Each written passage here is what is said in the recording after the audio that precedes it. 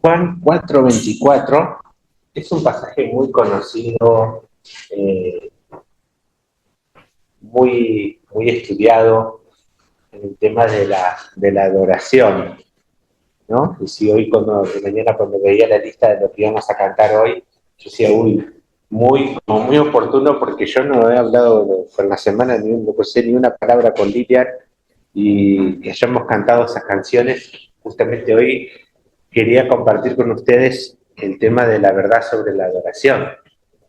Entonces, yo decía, wow, hemos cantado cosas que tienen que ver con eso, y evidentemente el Espíritu Santo ha estado queriendo decirnos algo porque ha traído tantas cosas acerca de este tema. Juan 4:24 tal vez es uno de los temas que bien clarificadores sobre la adoración, porque según Juan ahí ya en el capítulo 4, cuando él se encuentra con la samaritana, es el tema que surge la charla acerca de qué es la verdad acerca de la adoración. El verso 23 dice, pero la hora viene y ahora es cuando los verdaderos adoradores adorarán al Padre en espíritu y en verdad, porque ciertamente los tales el Padre busca que le adoren. Dios es espíritu y los que le adoran deben adorarle en espíritu y en verdad. Oramos que Dios nos guíe en esto de la palabra sobre adorar. Señor Jesús, muchas gracias porque estamos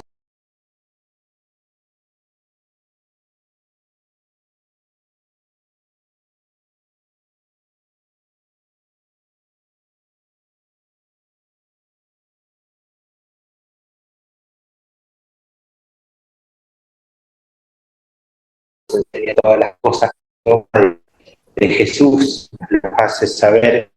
Y Señor Jesús, que en este tiempo que nos hables en nuestras vidas. En el nombre de Jesús. Amén. Amén. Estuve buscando un poquitito acerca de esto de la adoración, de dónde viene, de dónde surgen muchas de las ideas que tenemos. Lo último que busqué es lo que significa la palabra en español, pero me llamó la atención que eran en la antigüedad las ideas sobre la adoración. Y muchas veces las ideas de adoración que hemos visto en películas o en todo, tiene que ver con el inclinarse. No sé si vieron que hay unas películas que se inclinan ante los reyes, o se postran en el piso, o se arrodillan, o levantan las manos, como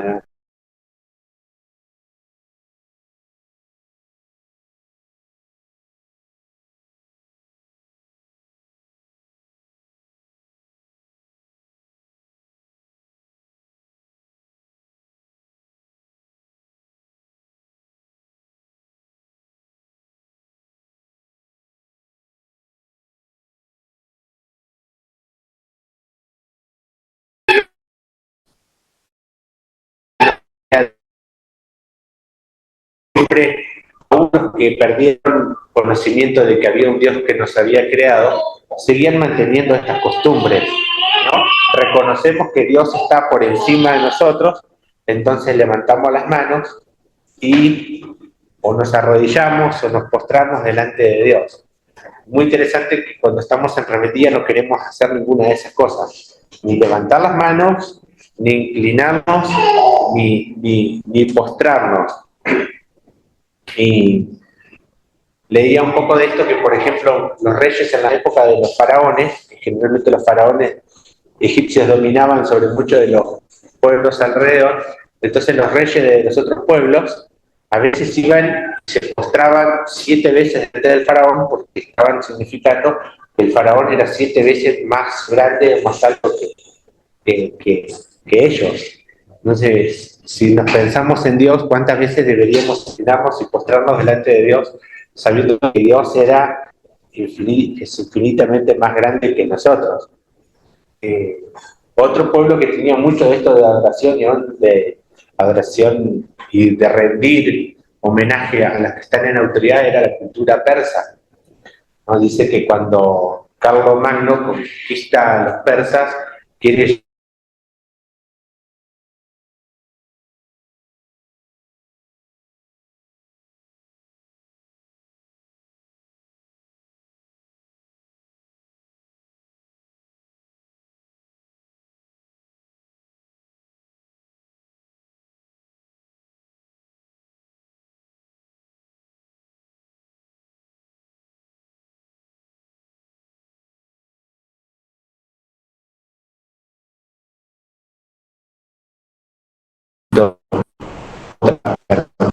Curiosamente que después, más cercano al periodo romano, los césares se consideraban, se hacían llamar dioses, y entonces la costumbre de besarse los dedos y levantar la mano era una manera de dar adoración al César, de ave César.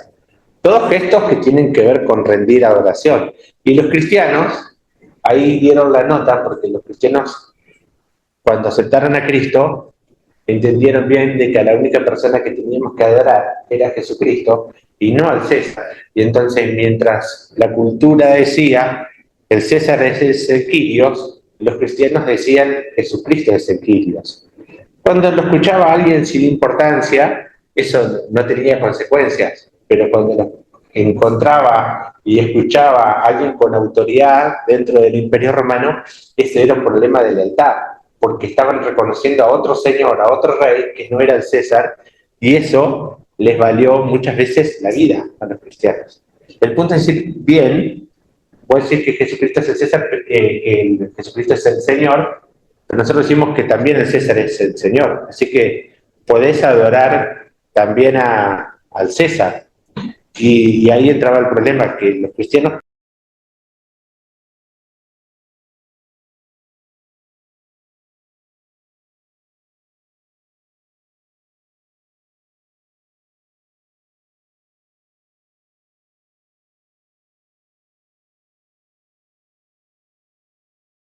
¿cómo era el Señor? Entonces nos pone en pensamientos. Hoy estamos en una cultura donde todas esas cosas suenan raras y estamos en un país democrático donde no hacemos. Lo más cercano es cuando miramos a los japoneses por la tele que se inclinan en reverencia, que hoy lo vemos como un gesto de humildad, ¿no? De reconocer al otro como más importante que yo. Y a veces estamos muy acostumbrados a los beneficios que tenemos. Entonces los gestos que habían de adoración eran inclinarse, besar la mano, típicamente era para reyes. La palabra que Juan usa, acá en Juan 4:24 para hablar de adoración, es proskineo, que tiene que ver con esto de inclinarse o alabar o decir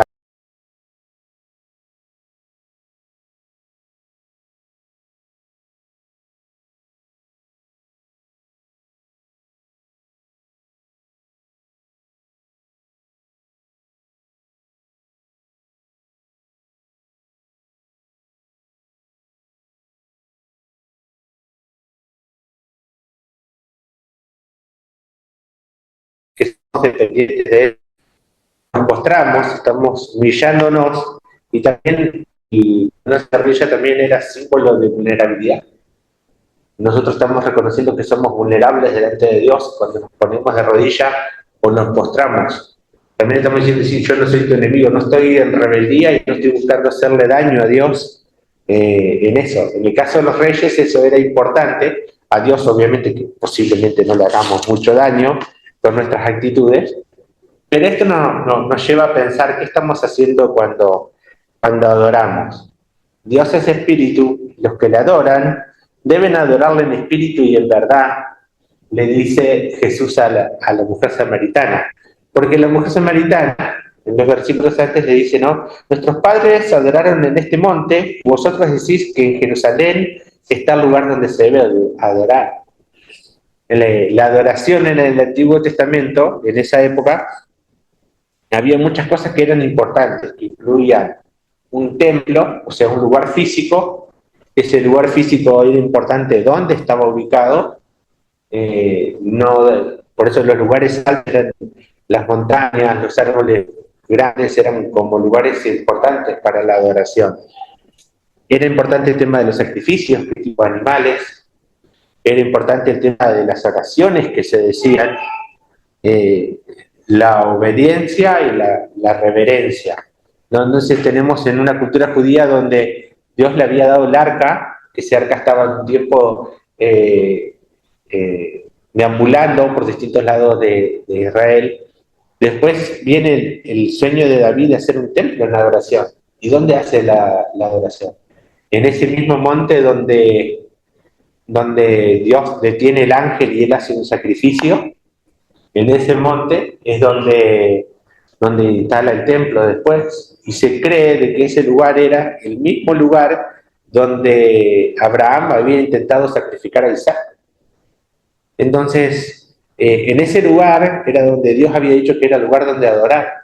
Es como que si Dios a través de la historia había hecho como un GPS de la adoración, ¿no? La adoración iba a venir perfecta a Dios en espíritu y en verdad, en donde estaba Jesús, donde Jesús iba a pagar en la cruz por los pecados de la humanidad.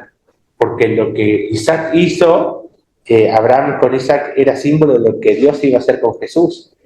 Y ese mismo sacrificio que David hizo por los pecados que él había cometido, en ese lugar se erigió un templo para contar las bondades y las maravillas de quién era Dios. Incluía eso. En ese esquema de la adoración había que obedecer la ley de Moisés. ¿Qué tipo de animales se le podían ofrecer y qué no? ¿Por qué? Porque ese sacrificio tenía que ser santo y perfecto.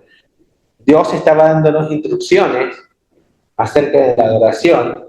¿Quién iba a ser Jesús? El santo perfecto que iba a dar su vida por la humanidad. Un GPS en todo sentido, ¿no? Y la oración del Shema, Jehová, tu Dios uno es, y adorarás al Señor con toda tu mente, con toda tu fuerza, con todo tu corazón y con todas tus fuerzas.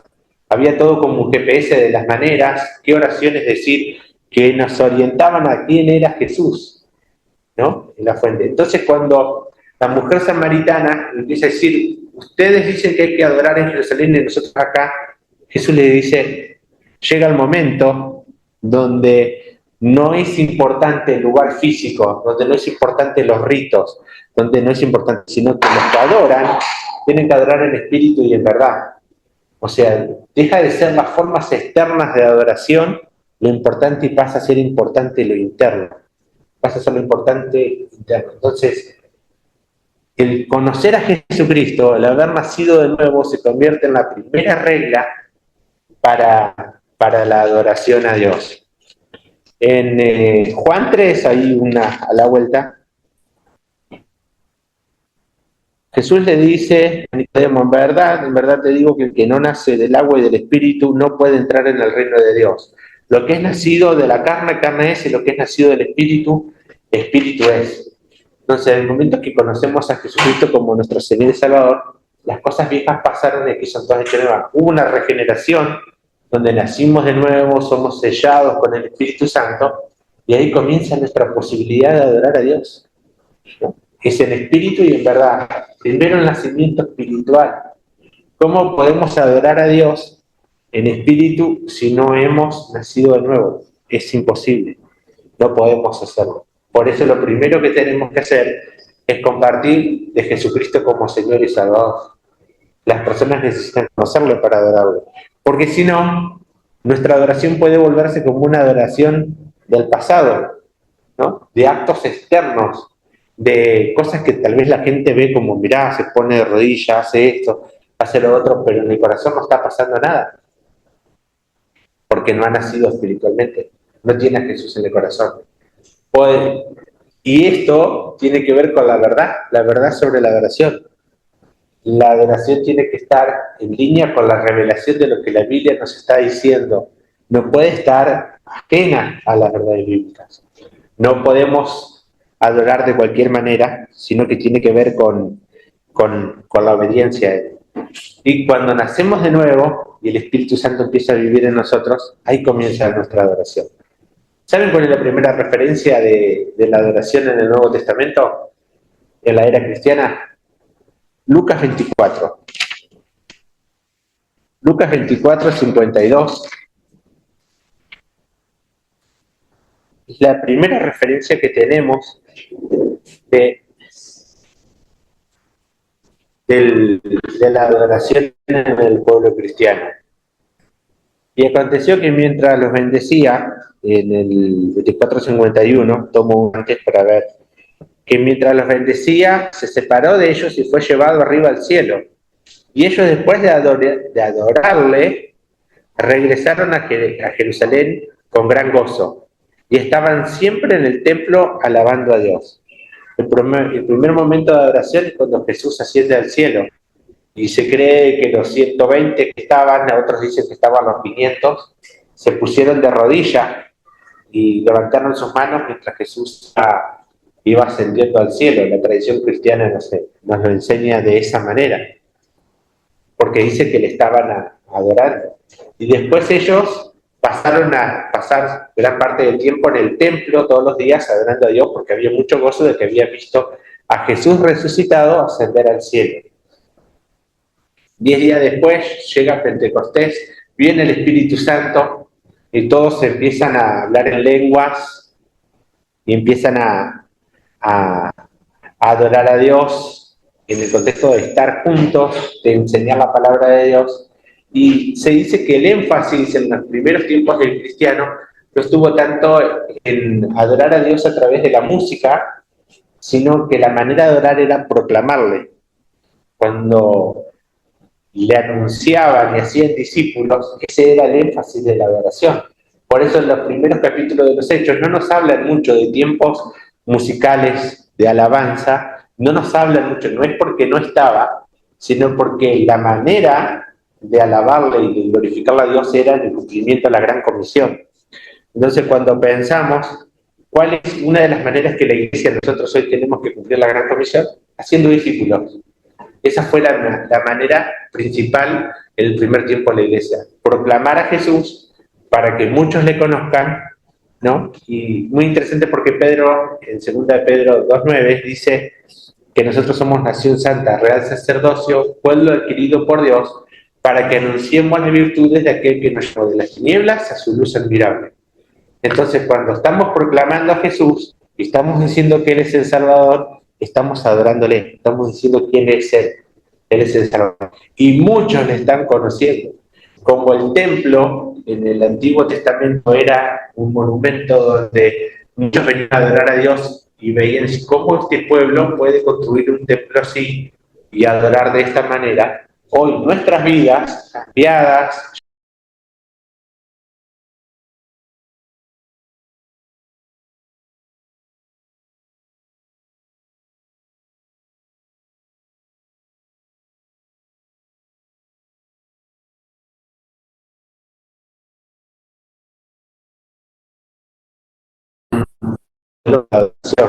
Romanos 12, 1 y 2 nos enseña que, por consiguiente, hermanos, ruego por las misericordias de Dios que presentéis vuestros cuerpos como sacrificio vivo y santo, aceptable a Dios, que es vuestro culto racional. Cuando nosotros, en vez de hacer lo que nuestros caprichos quieren, morimos a nuestra vida terrenal, morimos a nuestra carne. Es decir, yo no estoy diciendo que nos suicidemos, pero cuando se sacrifica algo, algo muere. Entonces algo de nuestro ser hacemos morir, ya sea rebeldía, orgullo, no querer adorar a Dios, querer ser el centro de atención, no sé, lo que hay, los carnales, cómo nos manejamos con la sexualidad, cómo manejamos la violencia, cómo manejamos, qué es lo que hacemos con nuestras manos, ¿no? Todo ese tipo de cosas que hacemos con el dinero, usamos nuestras manos para abrazar o usamos nuestras manos para lastimar, usamos nuestras manos para trabajar y dar o robar. Entonces, algo de lo que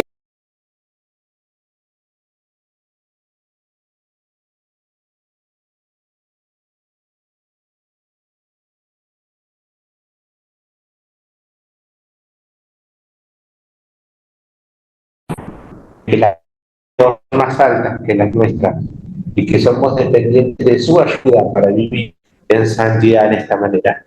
Y eso implica hacer morir algo, porque a veces nosotros no queremos. Nuestro yo nos lleva para otro lado y hay esa guerra interna. Y cuando elegimos obedecer y presentarnos como sacrificio vivo, morir a eso para vivir y modelar otro estilo de vida, estamos adorando a Dios. Pero a veces eso implica ser intencionales en cómo alimentamos nuestra vida espiritual para que nuestro nuevo hombre, creado según Dios, con la guía de su Espíritu Santo,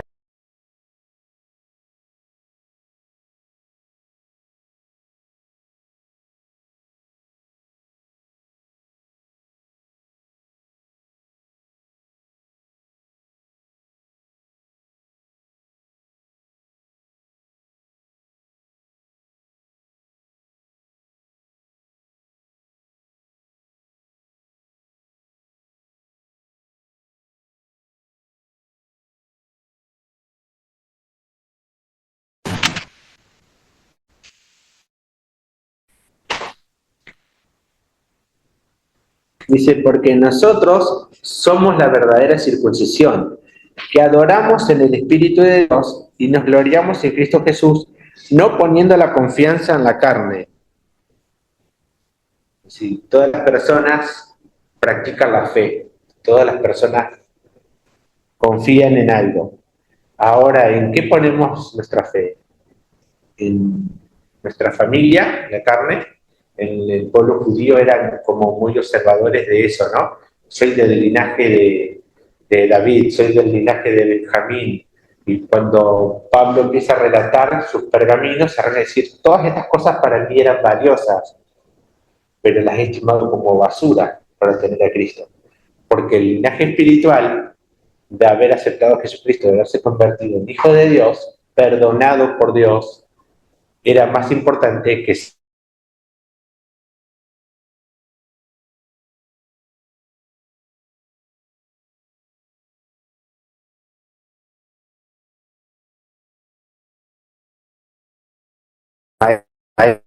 entonces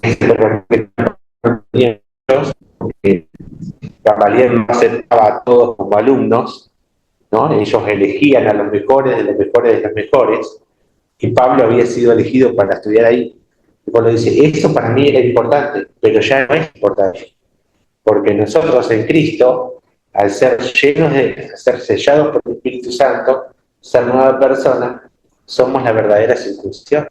Y adoramos a Dios como, ¿cómo andamos? Por fe, no andamos poniendo la confianza en la carne. Y a veces confiamos en, bueno, la carne, lo que logré, un título, el dinero que tengo, pueden ser puntos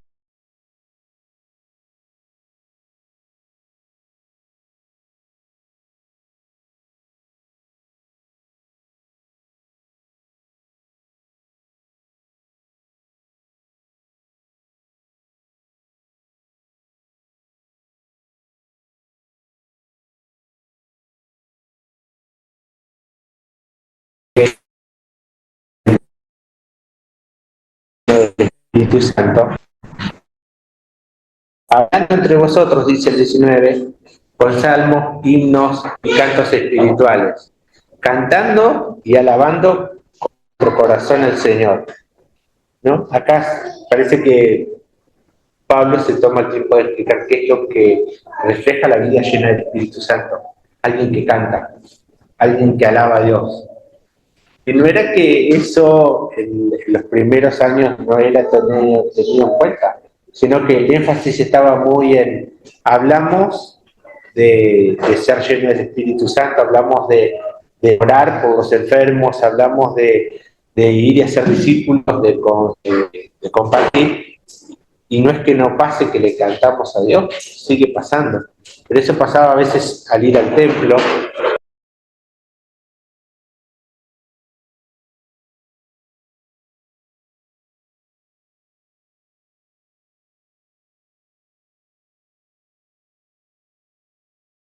y donde decían la cárcel de más las cárceles en las rocas, en las montañas, y eran embajadas. Entonces, eran épocas donde las cárceles no tenían baños, ni pensaban en la dignidad humana, ni pensaban en la salud. Entonces, que de a vos te tocara el calabozo de más adentro, que significaba que toda la mugre de los de arriba iba para donde estabas vos. Y ahí estaba Pablo, golpeado, azotado, y su reacción no fue, Señor, ¿por qué nos está pasando esto? Sino que estaba, dice, orando y cantando a Dios. ¿Y cómo contestó Dios? Con un terremoto que hizo que se rompieran las puertas de la cárcel, se rompiera el cepo en el que estaba Pablo y Silas, y que quedaran libres. De tal manera que el carcelero, la primera reacción es, me mato porque estos escapan, y entre que me maten mis jefes o suicidarme, prefiero suicidarme. Y Pablo dice, no te hagas daño, estamos acá. ¿Quién tiene el temple para en momentos de presión así poder pensar en la vida del otro y no lo que me está pasando a mí? Evidentemente era una vida llena del Espíritu Santo, controlada por Dios, donde en medio de los golpes podía pensar en lo que le está pasando al otro. es Dios construyendo, a través de su Espíritu Santo, alguien trabajado y consolado de tal manera que puede dar. A veces el dolor no nos gusta, pero dice la palabra que Él nos consuela para que con la consolación que nosotros fuimos consolados podamos consolar a otros. Eso da gloria a Dios, eso adora a Él, eso habla de quién es Él, porque adoración es exaltarlo por lo que Él es, no solamente por lo que Él ha hecho, sino quién es Él. Y Él es poderoso para hacer eso en nuestras vidas, en medio del dolor, en medio de la tristeza. Y leemos que Pablo pudo hacer esto, pensar en el otro. Y eso pasa, nosotros también podemos vivir exactamente lo mismo si somos llenos del Espíritu Santo. No dimensionamos hasta dónde puede llegar nuestra vida. Si nuestra vida de adoración a Él, de rendición a Él, es con una vida rendida. Nos cuesta dimensionar a veces cuando hablamos de ser lleno del Espíritu Santo, decir que Él está en el control de nuestra vida. Él maneja, no nosotros. ¿No? Parece que a veces eso fuera para los momentos lindos, que eso fuera para cuando cantamos, que eso fuera, pero eso es en todo tiempo.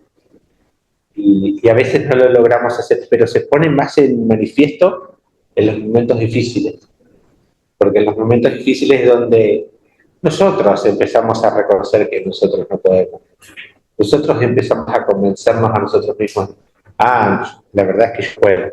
O Dios lo hace, o estoy al horno. Porque no, cuando todo va visto en popa, queremos que nosotros dominamos y manejamos la cosa. Bueno, yo me capacité, yo sé hacer esto, lo aprendí, tengo tantos años de experiencia, y entonces pareciera que no necesito depender, que no necesito reconocer que Él está por encima. Pero en esos momentos es así. Y a veces nosotros no lo podemos entender, pero qué importante es la palabra de Dios. Colosenses 3:16 nos dice que la palabra de Cristo habita en abundancia en vosotros, con toda sabiduría, enseñándoos y amonestándoos unos a otros, con salmos, himnos y canciones espirituales, cantando a Dios con acción de gracias en nuestros corazones. ¿No? La actitud de agradecimiento, de reconocer de que lo que tenemos lo hemos recibido de Él, en capacidades, en dones, en habilidades. Entonces necesitamos darle gloria y gracias a Él, ¿no? Y eso produce en nosotros enfoque, ¿no? De dónde vienen nuestros recursos.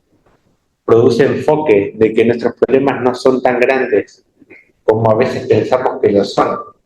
Porque a veces cuando perdemos el enfoque de no dar gracias a Dios o de no adorar y ponernos en la actitud de queja, a veces pareciera de que achicamos a ese Dios en vez de adorarlo. Y pareciera que los montes, los problemas son más grandes que Dios.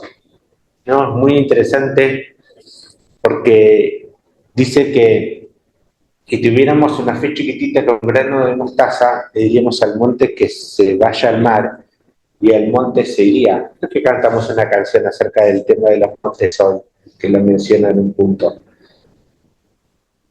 Le decimos al monte que se mude al mar, y a veces parece muy loco, ¿no? Porque si el monte es lo que estorbaba de poder ver qué es lo que Dios te iba a dar. El monte puede ser un problema, y a veces nos parece tonto hablarle de los problemas, que Dios es más grande que vos, ¿no? Pero Jesús le dijo, le podrían decir al monte que se mude al mar. Es como un diálogo interno, ¿no? Donde empezamos a reconocer que Dios es más grande que lo que tenemos enfrente. Y necesitamos hacerlo. Y eso es adoración también. Reconocer que Dios es más grande que nuestro problema, ¿no? Y el monte se quita. No estaba hablando Jesús literalmente del monte, sino se imaginen con la gente de fe, no tenemos montañas, la cordillera, están todos en el océano. Está hablando del monte que estaba bloqueando lo que vos no podés ver a futuro de lo que Dios tiene para vos en tu propósito, ¿no? Entonces le podés decir a ese monte que se corra, porque voy hacia allá, Entiendo que Dios me llamó para ser discípulos hacia el cumplimiento de la gran comisión. Y a veces los problemas económicos o de salud o lo que sea se interponen y están ahí molestando. No, no, yo lo voy a hacer. Yo creo a Dios. Y eso es adoración porque estoy reconociendo de que no es en mis fuerzas, sino que es en el poder de Él. Pero para eso, para poder vivir esos recursos sobrenaturales, necesito apropiar la llenura del Espíritu Santo. Entonces, somos llamados a adorar a Dios en espíritu y en verdad. En la verdad es su palabra que nos dice que tengo que caminar en santidad, que nos dice que tengo que ser lleno de su Espíritu Santo. Pero sin Espíritu Santo no pasa nada. Y no depende de los hechos externos que hago, sino de mi vida espiritual. Eso arranca desde ahí. Por eso le dice a la mujer, no va a importar dónde, ¿no? Los verdaderos adoradores adorarán en el espíritu y en verdad. ¿Qué importa Jerusalén? ¿Qué importa el monte Gerizim? Sino que en espíritu y en verdad. Si no, nosotros estaríamos viajando una vez al año a adorar a Jerusalén. No estamos haciendo eso, ni lo tenemos en planes y mucho menos en este tiempo, ¿no?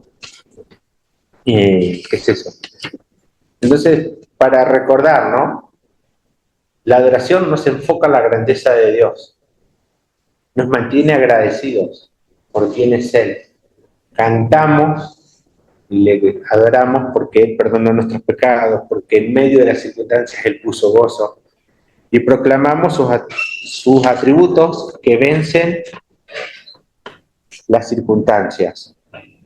Y hay un último punto que dejé para último, que es 2 Corintios 8:4.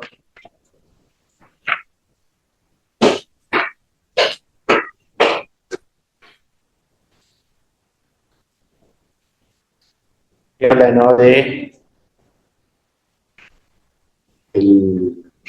este pueblo que quería dar una ofrenda para Dios, los macedonios, los que estaban en la provincia de Macedonia. Dice, suplicándonos con muchos ruegos el privilegio de participar en el sostenimiento de los santos. Y esto no como lo habíamos esperado, sino que primeramente se dieron a sí mismos al Señor y luego a nosotros por la voluntad de Dios. Es decir, cuando damos de nuestros bienes materiales a Dios, estamos adorando. Y a veces uno empieza a pensar y pelear con el tema del dinero. ¿Por qué damos? ¿No? Acá tenemos una iglesia que, según Pablo, los macedonios eran pobres. Tal es así que parece que Pablo trató de decir, no, yo voy a levantar los recursos para llevar una ofrenda a los de Jerusalén que están pasando hambre, pero lo voy a hacer a través de otros. Y los macedonios dijeron, no. Nosotros queremos ser parte, ¿no? Y si no lo hicieron como nosotros pensábamos, no era una idea de nosotros queremos impresionar con cuánto dinero vamos a juntar, sino dice, se dieron primeramente a Dios. Nuestra adoración parte de una actitud del corazón, de me doy primero a Dios, me doy por completo. Después el cuánto doy, no importa, puede ser mucho, como la viuda pobre que puso lo que tenía para comer. Pero lo que Dios estaba esperando era justamente esta actitud, del que se dieron primeramente a Dios, el corazón. Después de eso vos no tenés problemas con darle tiempo a Dios, no tenés problemas con cantarle, con reconocerle, con identificarte como un hijo de Él, y tampoco con dar, porque te diste primeramente como persona, en forma integral. Entonces después la ofrenda de dinero viene como consecuencia. Entonces yo quería dejarle algunas preguntas prácticas acerca de la adoración, para pensar, porque esto es personal, ¿no? Es decir, cuando dice que el bienaventurado varón no tuvo un consejo de malos, sino que ni en silla de escarnecedores se ha sentado, sino que la ley de Jehová medita de día y de noche, ¿no? Para meditar en lo que hemos pensado hoy acerca de la adoración, ¿qué aspectos de una vida de adoración practicas con frecuencia? ¿Qué tienes identificado? Yo hago esto. Yo, por ejemplo, estoy con Uli y con Caleb y a veces canto solamente con ellos. Acá no voy a cantar en voz alta porque desafino, que no sería mucho de la adoración, pero con ellos, hasta que ellos descubran lo que es entonar y desentonar, me siento libre de cantar. Pero parte de mi amor a Dios y que yo sé que cuando le canto Él me escucha, que estoy confesando, ¿verdad? Es su palabra, que quiero vivir en una familia, ¿no? Es el hacer discípulos. Después, segundo, ¿qué es lo que más te cuesta de la adoración? ¿Qué tenés en tu tintero, en tu agenda? Si yo quiero adorar a Dios con esto y que quisiera que forme parte. Y después algo que estaría bueno que en algún momento hablemos, ¿no? Es qué podemos hacer como iglesia para crecer en adoración. Dice que Hebreos 9:25 dice que no tenemos que dejar de congregarnos como algunos tienen por costumbre, sino que tenemos que alentarnos al amor y a las buenas obras. ¿Dónde te van a alentar a que adores a Dios si no es entre hijos apasionados por Él? En otro lado no va a pasar, eso va a pasar acá entre nosotros. ¿Qué podemos hacer? ¿Proclamarle más? ¿Buscar maneras de juntos?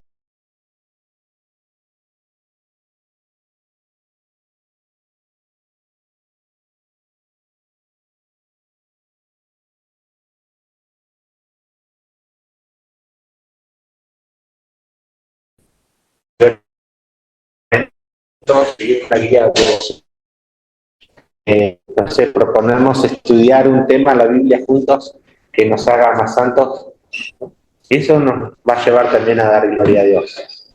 Y el tiempo de alabanza es un tiempo muy lindo. Yo, gracias a los que están en la adoración, en el grupo de alabanza, yo no sé, pero puedo decir de que se experimenta la presencia de Dios mientras le cantamos.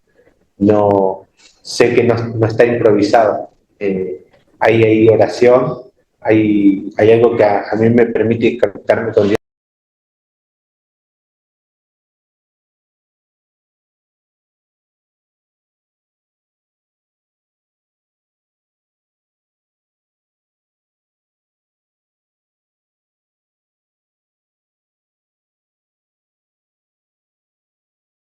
Hagamos como iglesia para que adoremos.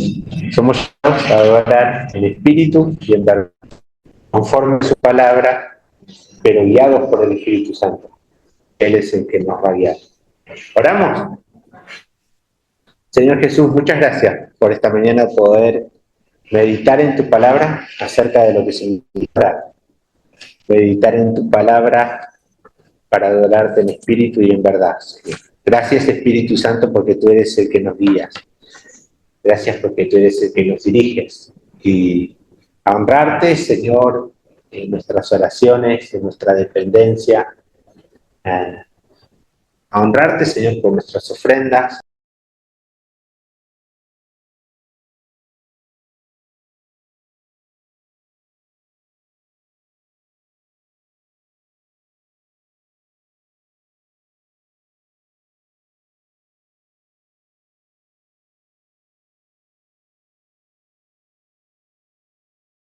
A nuestro alrededor. Señor, entonces podemos decir que tú eres sanador. Tú eres el Kadosh, el Dios Santo. Señor, gracias, Señor, porque eso nos anima y nos desafía a vivir una vida de santidad. Que te honre, que te glorifique, Señor. Guía este tiempo, Señor. Guía a tu iglesia, Señor, a honrarte. Señor, que en esta semana podamos ser verdaderos adoradores, en espíritu y en verdad. En el nombre de Jesús. Amén.